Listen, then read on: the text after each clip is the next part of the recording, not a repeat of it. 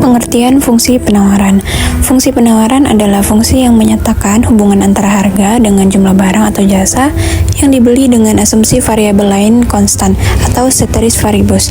Bentuk fungsi penawaran: S bagi P sama dengan A tambah BQ. P itu sebagai harga per unit, Q sebagai jumlah barang yang dibeli, A sebagai harga pada Q, B itu koefisien arah. Rumus fungsi penawaran: P kurang P1 per P2 kurang P1 sama dengan Q kurang Q1 per Q2 kurang Q1. Pada saat harga mengkudu 3.000 per buah, toko sejahtera hanya mampu menjual mengkudu sebanyak 100 buah. Dan pada saat harga mengkudu 5.000 per buah, toko sejahtera mampu menjual mengkudu lebih banyak menjadi 200 buah. Dari kasus tersebut, buatlah fungsi penawarannya. Jawab: P1 sama dengan 3.000, Q1 sama dengan 100 buah, P2 sama dengan 5.000, Q2 sama dengan 200 buah. Masukkan data-data di atas ke dalam rumus persamaan linear A.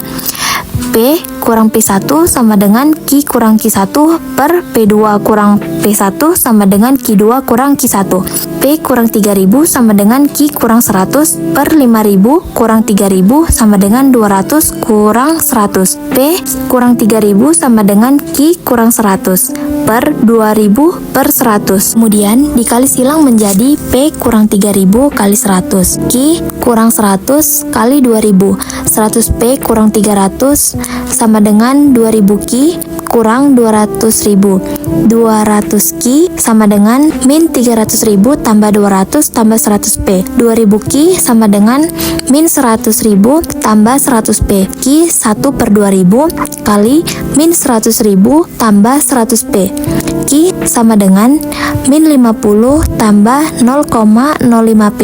Jadi dari kasus di atas diperoleh fungsi penawaran QS sama dengan min 50 tambah 0,05 P. Kurva penawaran. Kurva penawaran adalah grafik hubungan antara harga barang dan jumlah penawaran. Kurva ini dibuat atas dasar data real mengenai hubungan tingkat harga barang dan jumlah penawaran barang tersebut yang dinyatakan dalam daftar penawaran. Daftar penawaran adalah tabel yang menunjukkan hubungan antara harga barang dan jumlah penawaran dengan asumsi semua hal-hal yang dapat mempengaruhi harga jual tetap.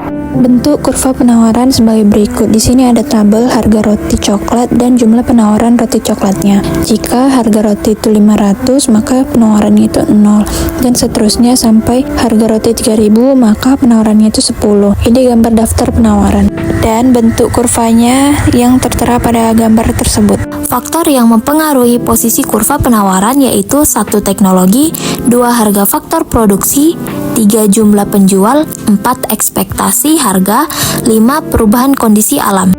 Pergeseran kurva penawaran. Pergeseran kurva penawaran terjadi ketika ada perubahan dalam faktor-faktor yang mempengaruhi jumlah barang yang ditawarkan pada setiap tingkat harga, bukan akibat perubahan harga itu tersendiri. Pergeseran ini dapat bergerak ke kanan atau ke kiri. Pergeseran kurva ke kanan. Pergeseran kurva penawaran ke kanan menunjukkan peningkatan jumlah barang yang ditawarkan pada setiap tingkat harga. Sedangkan pergeseran kurva ke kiri menunjukkan penurunan jumlah barang yang ditawarkan pada setiap tingkat harga. Contoh kasus pergeseran kurva ke kanan. Sebuah perusahaan elektronik mengalami penurunan harga komponen microchip yang digunakan dalam produksi smartphone. Dengan biaya produksi yang lebih rendah, perusahaan tersebut dapat meningkatkan produksi smartphone sehingga kurva penawaran bergeser ke kanan. Pada setiap tingkat harga, perusahaan sekarang menawarkan lebih banyak smartphone. Pergeseran kurva penawaran. Contoh kasus 2. Pergeseran kurva ke kiri.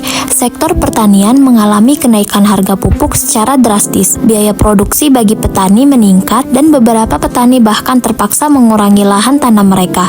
Akibatnya, jumlah produk pertanian yang ditawarkan menurun dan kini kurva penawaran bergeser ke kiri. Pada setiap tingkat harga, petani kini menawarkan lebih sedikit hasil pertanian. Melalui contoh-contoh tersebut, kita dapat memahami bagaimana pergeseran kurva penawaran dapat mempengaruhi dinamika pasar dan keputusan ekonomi. Pergeseran ke kanan meningkatkan kesejahteraan konsumen dan menciptakan peluang bagi produsen untuk memaksimalkan keuntungan melalui efisiensi. Pergeseran ke kiri menimbulkan tantangan bagi konsumen dan produsen dengan resiko penurunan aksesibilitas barang dan profitabilitas.